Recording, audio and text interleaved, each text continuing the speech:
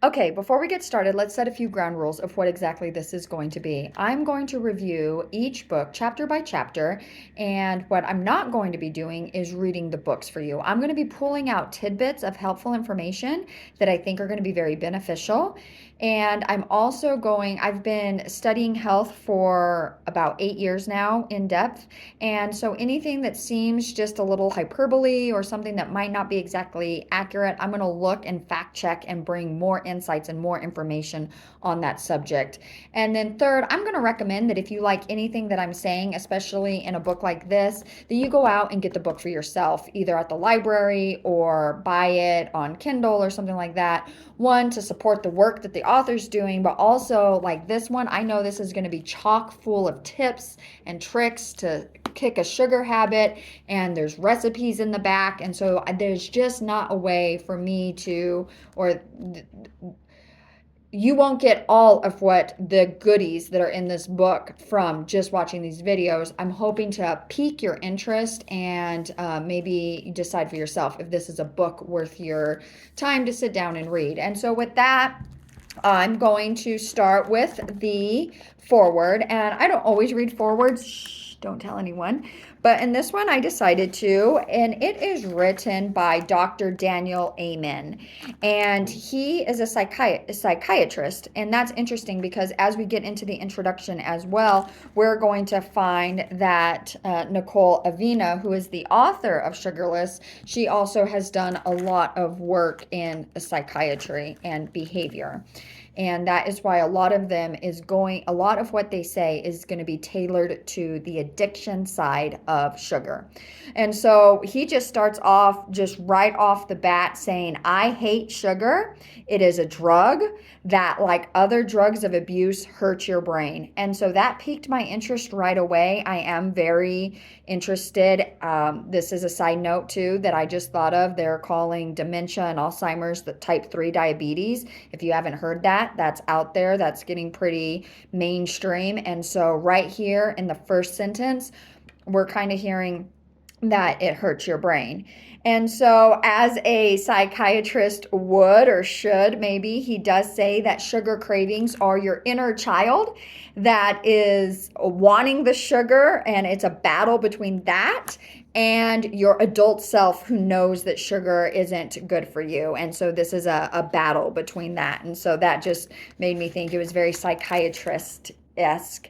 And then he goes on to talk about our author and how she got her start, which she will go into depth in the introduction about her studies that started at Princeton. And so he refers to a study that she did about rats and how animals preferred sugar over cocaine. So that's exciting. I know we're going to get in depth into that study in chapter 3. So I'm excited for that. He also says another sentence that's pretty, in my opinion, I wanted to look into it a little bit more, and that was most other doctors and scientists are now in agreement with us, and with us, he means Nicole and himself, that sugar is a deadly drug and is slowly killing us. And those are some pretty strong words, deadly drug. And so I decided to do a little bit of research on that. Also, he uses the word most. And so I found that doctors are not actually in agreement. And this is important to know because if you are visiting your family physician and you think that they have the same views of sugar as this psychiatrist, and how it's affecting the brain and maybe how it's affecting things, and that it's a deadly drug.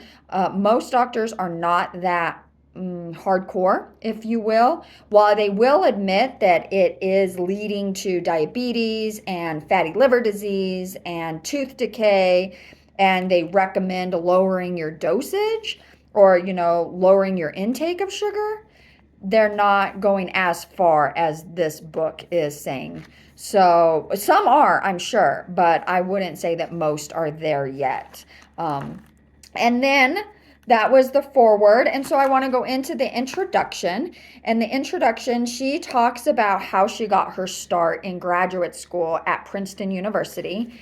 And she decided that at that time, she says it was 2001. And I wanted to pull out this sentence for some discussion. So if you want to discuss this topic down in the comments, that would be great. And this is what it says. It says, back then, most people, including doctors, viewed obesity as being caused by a lack of willpower on the part of the individual and essentially put all the blame on the person who was overweight or obese for being that way.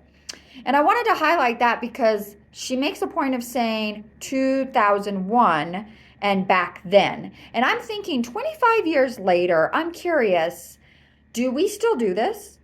Comment below and let me know what you think. Are we still a society that puts the blame on the person for their lack of willpower?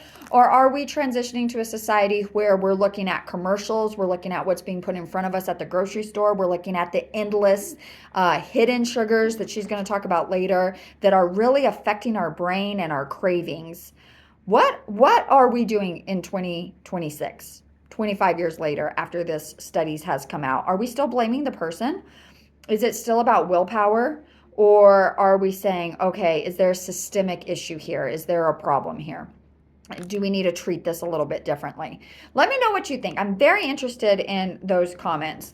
And so then she also points out that for centuries, we have had sugar in our diet. Usually it's been in the form of apples or fruits, obviously. It's only been recently that it's skyrocketed. And she points that back to the 1970s low-fat craze, where all of a sudden fats were bad, but carbs were good. And because of that, she talks about how they took fats out of food, and then they took fats out of food, and that just makes the food not taste so good. And so because they did that, they added in sugars and they added in carbs, and so they could advertise low fat but not really be any healthier. And so what I think is interesting about this, to pull in something from our time, because this was the 1970s, Bobby Kennedy has come out with a new food pyramid. I hope you've seen it. I hope you've checked it out. I did a Facebook Live on it a while back. And they have now added full fats back into the new food pyramid. And so that's your whole milk and your butter. And so that's very interesting. So we've kind of done a reverse from the 1970s.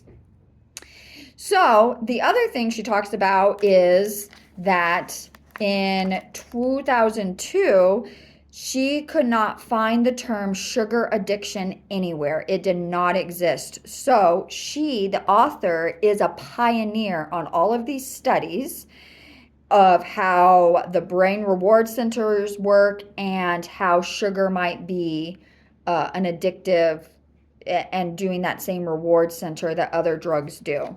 And so that was amazing to know that we are reading a book from one of the pioneers who has gone far beyond her graduate dissertation and has continued to make this her lifelong study. And so with that, she says, another thing I pulled out is sugar has not only been shown to be have destructive effects on metabolic health, but new research shows that it can negatively impact learning, memory, impulse control, and then she goes, and metabolism, to name just a few things. That's the complete sentence there. And so my question to you all is, have you been in a school lately? All right, I'm just going to leave that there. Learning, memory, impulse control. And there's also a word that I circled that I hadn't heard before, and she uses it. It's called sugar-centric.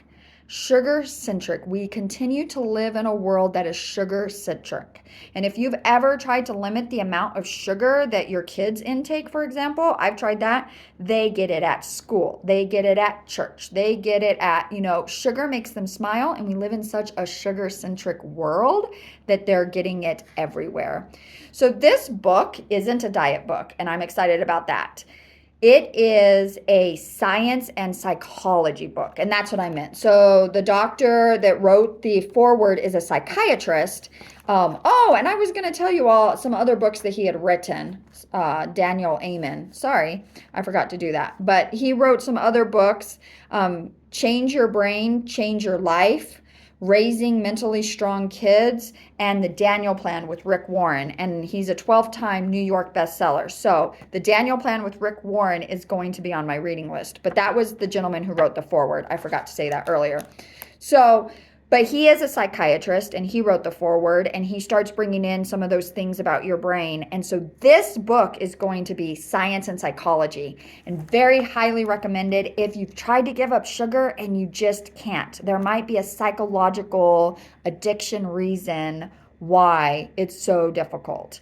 And so with that, that brings us to the end of the introduction. I am excited to dig into chapter 1 and go from here.